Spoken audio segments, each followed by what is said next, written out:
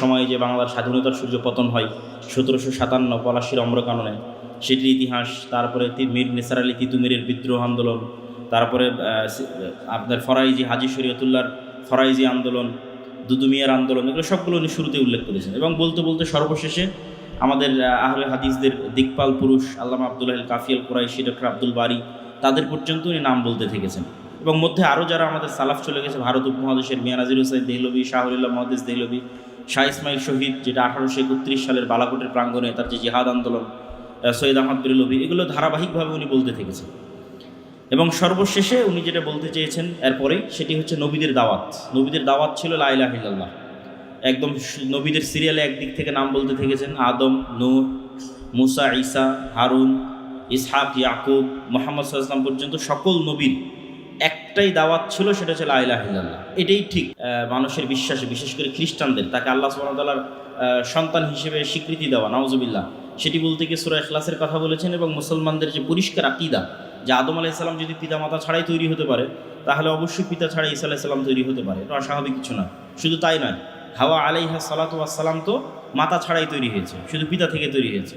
তাহলে সৃষ্টির ক্ষেত্রে আল্লাহ কখনো এক সিস্টেম দিয়ে সৃষ্টি করবেন, এটা জরুরি নয়। আদম আলাইহিস সালাম পিতা মাতা ছাড়াই, হাওয়া আলাইহিস সালাতু ওয়াস সালাম মাতা ছাড়া, ঈসা আলাইহিস সালাতু ওয়াস সালাম পিতা ছাড়া। সুতরাং এক সিস্টেমেই আল্লাহ সুবহানাহু ওয়া তাআলা মানুষকে সৃষ্টি করবে, এটা জরুরি নয়। আল্লাহর আদেশেই সব কিছু কুন ফায়াকুন। তারপরে উনি তাওহীদের দাওয়াতের গুরুত্ব তুলতে গিয়ে ইব্রাহিম আলাইহিস সালামের যে কুরবানি, সেটি তুলে ধরেছেন। যে ইব্রাহিম আলাইহিস সালাম একাই পুরো এলাকার মধ্যে একক তাওহীদপন্থী মুওয়াহহিদ ব্যক্তি ছিলেন। একক তাওহীদপন্থী ব্যক্তি হিসেবে উনি মূর্তিকে ঘৃণা করতেন।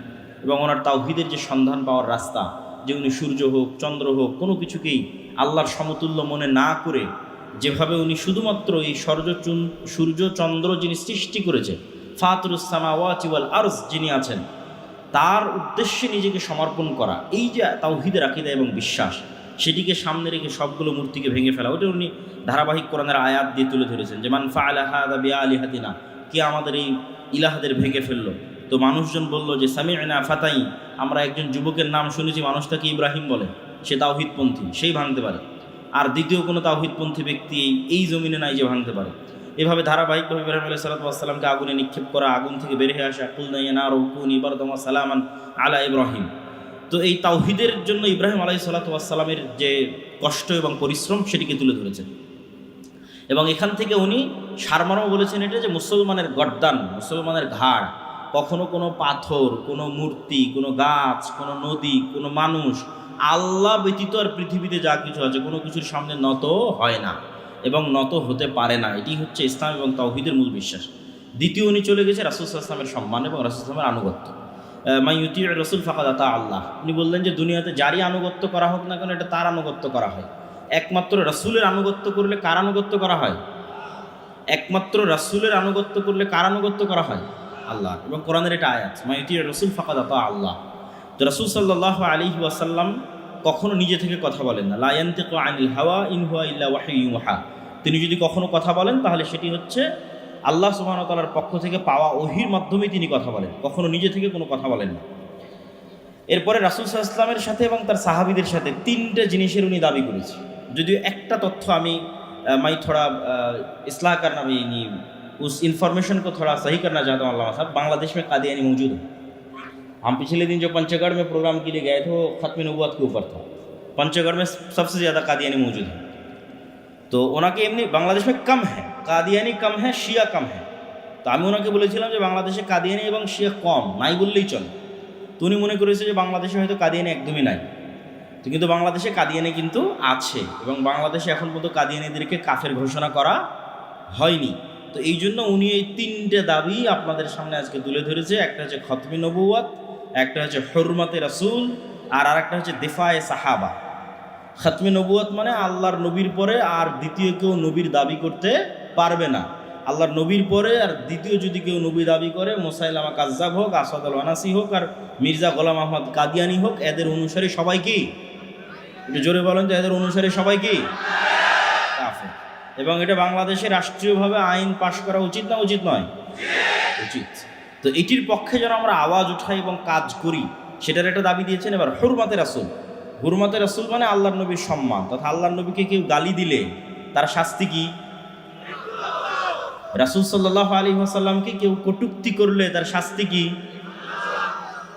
তার শাস্তি হচ্ছে মৃত্যুদণ্ড।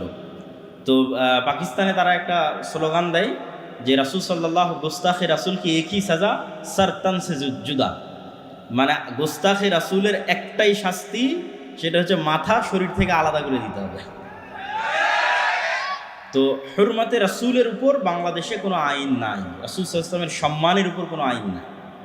এই জন্য যেমন 2013 সালে যেমন চরমভাবে বাংলাদেশে ব্লগাররা রাসূল সাল্লাল্লাহু আলাইহি ওয়াসাল্লামকে অপমানিত করেছে, আর এখনও বিভিন্নভাবে মানুষ সায় পায়, সুযোগ পায়। ফলত যদি আইন থাকে তো এই জিনিসটা করা কঠিন হয়ে যায়। 3 নম্বর হচ্ছে দেফায়ে সাহাবা, সাহাবিদের গালিগালাজ করা, সাধারণত শিয়াদের কাজ। তো এই 3টা বিষয় উনি দাবি করেছে যে আমরা যেন কাজ করি, বাংলাদেশের চেষ্টা করি। আর এই 3টার উনি একসাথে নাম বলেছেন শাআইরুল্লাহ, ওমা ইউআদ্দিম শাআইরাল্লাহ, যারা আল্লাহর আলামত, আল্লাহর দেওয়া চিহ্ন যেগুলোকে সম্মান করতে হয়, যেমন কাবা, হাজরে আসওয়াদ, সাফা, মারওয়া। আল্লাহ বলছে ইন্নাস সাফা ওয়াল মারওয়াতা মিন শাআইরিল্লাহ। ঠিক তেমনি আল্লাহর নবী, আল্লাহর নবীর সাহাবী। সবচেয়ে কষ্ট লাগে যে আমরা ঈসা আলাইহিস সালাতু ওয়াস সালামের অনুসারীরা শিয়াদের চাইতে ভালো, মুসা আলাইহিস সালাতু ওয়াস সালামের অনুসারীরা শিয়াদের চাইতে ভালো। কেন? অন্তত ঈসা এবং মুসা আলাইহিস সালামের অনুসারীরা মুসা আলাইহিস সালাতু ওয়াস সালামের সাহাবী আর ঈসা আলাইহিস সালামের হাওয়ারিদেরকে অন্তত গালিগালাজ করে না। তো এই দিক থেকে তারা অনেক পিছিয়ে আছে। তো এটির ক্ষেত্রেও আমাদের এমন আইন দরকার যেন সাহাবীদের বিষয়ে কেউ কোনো অপমানজনক বাক্য উচ্চারণ করতে না পারে। সবশেষে সেকুলারিজম এবং ন্যাশনালিজম, উনি যেটি বলেছেন যে সমগ্র বিশ্বে মুসলমানেরা এত আলাদা, শতদা বিভক্ত হয়ে আছে মূলত ন্যাশনালিজমের কারণে। আমি বাঙালি, তুমি পাকিস্তানি, তুমি ইরানি, তুমি সৌদি। এই দেখা যাচ্ছে পুরো আরব কান্ট্রিতে অন্তত 25 থেকে 30টার মতো দেশ আরবিতেই কথা বলে, অথচ সব আলাদা আলাদা দেশ। আবার আরও অন্যান্য জগতে যেমন আফ্রিকায় ইউরোপরা বসে থেকে ভাগ করে নিয়েছে যে এই দেশ তোমার, এই দেশ তোমার, এই দেশ তোমার, এই দেশে আইন চলবে, এই দেশে আইন চলবে। স্পেন, ফ্রান্স, ইতালি এরা পুরো আফ্রিকাকে ভাগ করে নিয়েছে। এবং আজকে যত জায়গায় মুসলমানদের সমস্যা আছে, প্রত্যেক জায়গায় সমস্যার গোড়া হচ্ছে ন্যাশনালিজম, যে মুসলমানদেরকে ভাগ করা। পুরো ভারত উপমহাদেশের সবচেয়ে শক্তিশালী যোদ্ধা জাতি হচ্ছে আফগানরা। তো ব্রিটেনরা আগেই আফগানিস্তানকে আলাদা করে দিয়েছে যে এরা যদি ভারতের মধ্যে থাকে তাহলে এখানে মুসলমানদের যে একতাবদ্ধ শক্তি তৈরি হবে এটা কন্ট্রোল করা কঠিন। তো ডুরান্ট লাইন দিয়ে ওরা আগেই আফগানিস্তানকে আলাদা করে দিয়েছে ভারত, পাকিস্তান, বাংলাদেশ থেকে। তারপরে আবার ভারত, পাকিস্তান, বাংলাদেশের মধ্যেও দাগ টানা হয়েছে। ফলত রোহিঙ্গাদের যে কষ্ট, কাশ্মীরের মুসলমানদের যে কষ্ট, রোহিঙ্গাদের কষ্ট, কাশ্মীরের মুসলমানদের কষ্ট, ফিলিস্তিনের কষ্ট, প্রত্যেকটা কষ্টের পিছনে যেটা দায়ী সেটা হচ্ছে ন্যাশনালিজম। তো ন্যাশনালিজমের বিষয়ে আল্লামা ইকবালের একটা কবিতা, তিনি বলতেন যে আজকের আধুনিক যুগে নায়ে জামানে কে আজর নে তারা শোয়ায়ে হ্যাঁ খোদা ওর, আজকের আধুনিক যুগে নতুন যুগের আজরেরা, ইব্রাহিম আলাইহিস সালামের পিতার নাম ছিল আজর, তিনি মূর্তি বানাতেন। তো বলছে আজকের যুগের আজরেরা নতুন মূর্তি বানিয়েছে।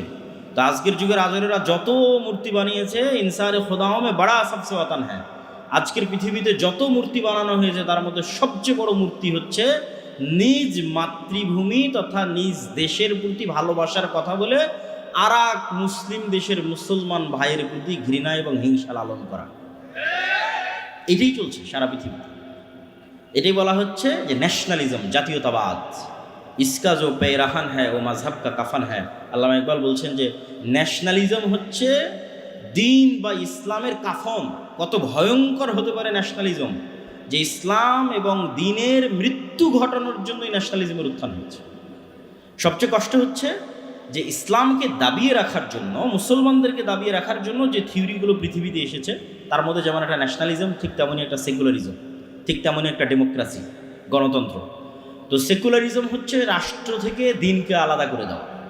তিনি বলতেছেন এই যত বাতিল তন্ত্র, মন্ত্র এবং থিওরি আছে যেগুলো মুসলমানদের দমন করার জন্য, মুসলমানদের অধিকার এবং মুসলমানদের স্বাধীনতা, সার্বভৌমত্বকে নষ্ট করার জন্য তৈরি করা হয়েছে, এগুলোর বিরুদ্ধে আমরা আওয়াজ উঠাতে রাজি নই?